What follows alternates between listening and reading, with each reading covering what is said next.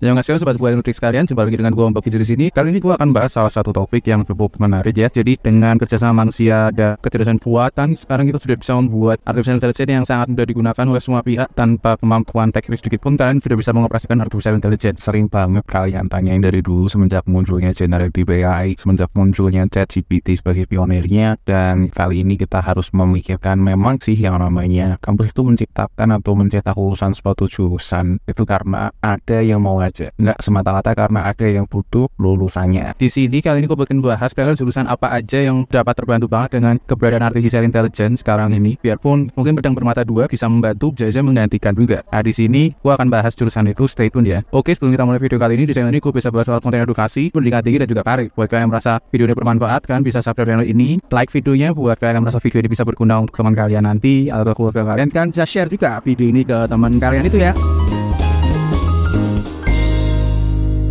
Jadi dalam kesempatan kali ini kita akan bahas sedikit di masa depan kira-kira apa saja jurusan-jurusan yang sebenarnya itu memiliki link dengan kebutuhan tenaga kerja, apalagi di masa depan kita akan sangat terdisrupsi dengan besarnya dampak dari generative AI. Yang pertama kita akan ngomong kedokteran dan kedokteran gigi. Biarpun sekarang kita sudah banyak melihat bagaimana artificial intelligence generative AI bisa membantu kita untuk secara pribadi melakukan pengecekan dengan bantuan GPT-4 yang lebih akurat. Yaitu mereka sangat sering menyarankan kita untuk kembali datang ke medical practitioner, sehingga secara nyata memang banyak sekali fungsi-fungsi medical yang mungkin sebelumnya dilakukan di halodoc sekarang bisa dibantu triase awal menggunakan generative AI ini. Tapi kenyataannya memang intervensi apalagi tindakan-tindakan itu memang hanya bisa dilakukan oleh manusia. Dalam hal ini para dokter dan dokter gigi, khususnya dokter gigi. Dokter umum sendiri secara umum juga sebenarnya sudah sangat berkurang kebutuhannya dengan triase awal yang dibantu oleh GPT, tapi kenyataannya memang mereka tetap dibutuhkan. Dalam konteks tindakan-tindakan medis, darurat operasi medis, itu masih akan sangat lama sampai mereka bisa digantikan oleh teknologi yang benar-benar dipercaya manusia, khususnya dalam keadaan yang sangat darurat. Bahkan untuk spesialis-spesialis tertentu pun dalam waktu yang sangat lama mungkin tidak akan bisa digantikan artificial intelligence sedikit pun. Selanjutnya adalah jurusan pariwisata dan perhotelan. Jadi memang nggak bisa dipungkiri tanpa artificial intelligence pun dengan cukup internet banyak sekali sisi dari pemasaran pariwisata bagiannya tergantikan oleh teknologi. Kita bicara reservasi online, customer service yang menggunakan chatbot, tapi kenyataannya itu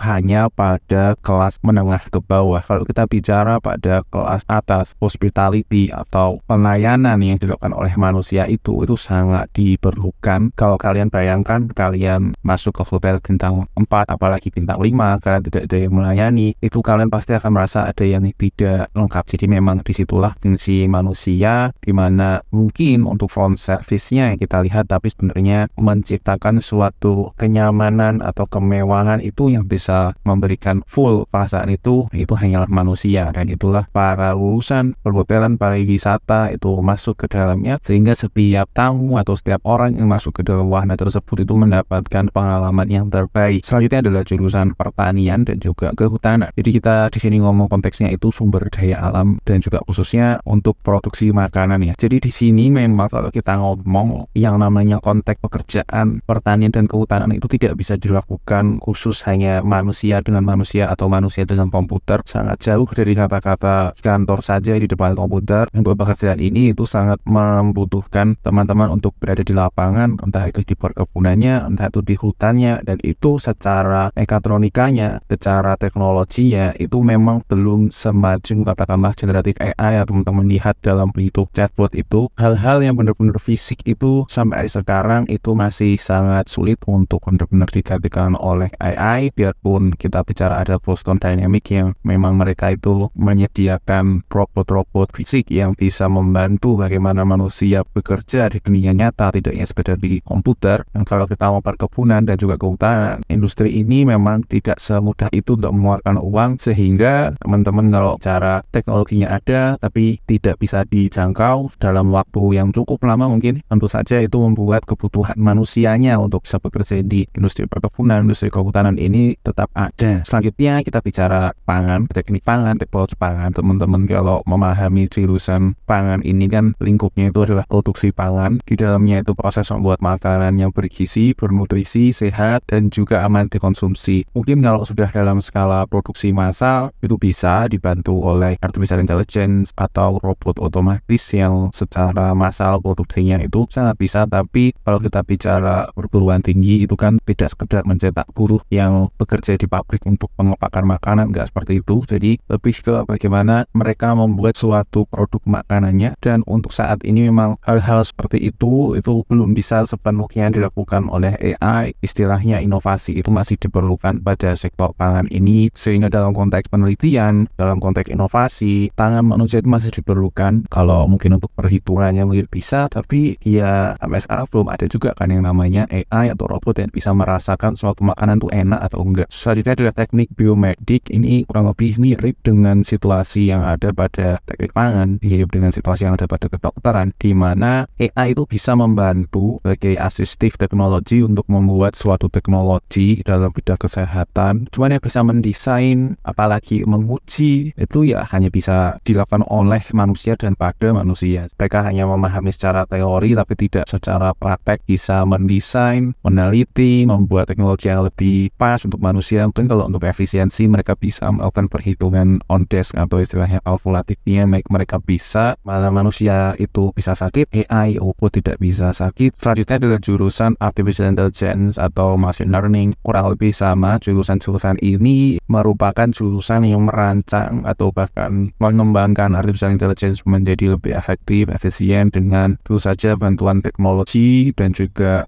rumus matematika, membuat artificial intelligence itu menjadi lebih cerdas dengan data-data yang ada. Kita kenal dengan istilah big data. Dengan data yang semakin banyak tersedia, dengan lomba artificial intelligence bar dari Google, ada Microsoft Bing, dari OpenAI, ChatGPT, itu mereka berperan semua membuat kebutuhan akan orang-orang yang bisa bergabung membantu proses mereka supaya AI mereka itu lebih efisien untuk digunakan. Itu menjadi sangat ketat, di mana mereka harus membutuhkan orang yang memiliki latar belakang dari artificial intelligence ini. Mungkin saat ini sudah luar biasa, kedepannya mungkin akan tidak seramai ini, tapi tetap saja kemungkinan besar artificial intelligence atau machine learning engineer itu menjadi salah satu engineer yang dikompensasi atau dihargai paling mahal, dan mereka akan tentu saja dibutuhkan. Selanjutnya adalah jurusan bioteknologi, ada juga yang kenal sebagai rekayasa hayati. Jadi kita bicara rekayasa genetika, teknologi yang hidup. Kita bicara yang hidup itu berarti yang memiliki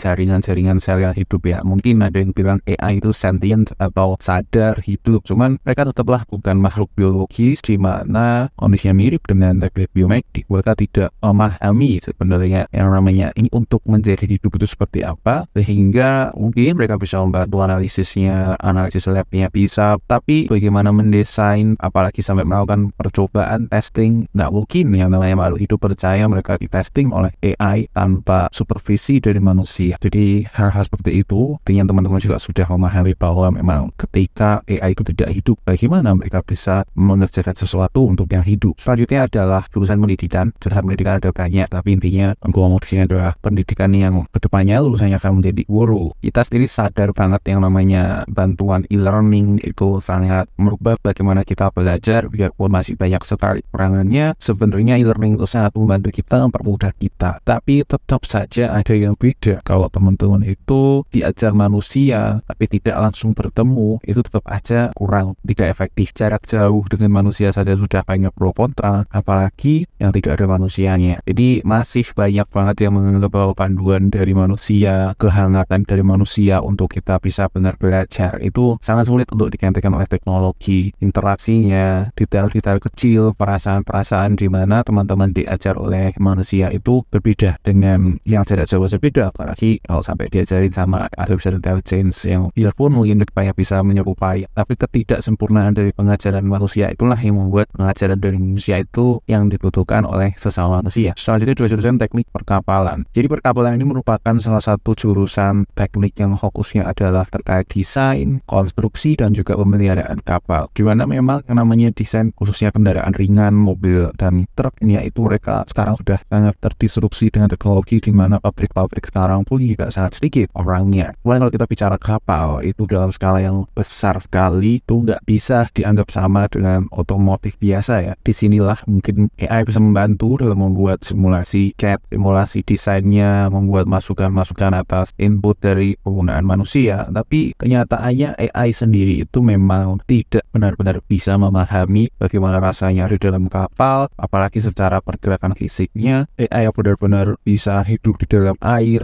atau yang bisa berenang sempurna sangat sulit. Untuk yang berjalan di darat saja itu teknologinya itu belum begitu sempurna, apalagi yang sampai ke dalam laut melakukan perawatan kapal-kapal ini. Logikanya yang di darat duluan dikembangkan baru yang di laut, dan itu masih dalam waktu yang sangat jauh. Apalagi kita bicara di Indonesia, perkapalan itu industri yang sangat berkembang pesat karena rute maritim paling kompleks itu ya ada di Indonesia, khususnya para arsiteknya, para orang operasi atau pemeliharaannya itu sangat sulit digantikan oleh teknologi ke depannya. Selanjutnya adalah teknik metalurgi dan material. Kita sebenarnya di sini bicaranya terkait sains materialnya ya. Jadi ke depannya dengan teknologi semakin maju, tadi gue sudah sempat mungkin ada bahan-bahan makanan yang lebih efisien, lebih modern. Ke depannya yang namanya material yang lebih baru, lebih efisien, lebih ramah lingkungan, misalnya pengganti plastik, ya akan dikembangkan banyak dengan teknologi semakin maju. Dulu mungkin plastik nggak ada, sekarang ada plastik saja. Kedepannya akan ada teknologi material yang lebih maju, lebih efisien, dan pengembangannya mungkin dibantu oleh artificial intelligence, mana mereka bisa membantu simulasi, di mana mereka bisa melihat sifat-sifat mana yang terbaik secara teori, secara kalkulasi. Tapi kan mereka itu sebenarnya hanya mengolah data. Dari data yang sudah ada mereka belajar. Hanya sekali data-data material yang bisa secara spesifik, secara kuantitatif itu diangkatkan atau dipahami sebagai data, dan disinilah hanya manusia itulah yang bisa bergerak di sini. Mungkin mereka bisa membedakan mana kasar, mana halus, mana keras, dan ditunjukkan hardness-nya dalam satuan apa. Tapi kan yang bisa merasakan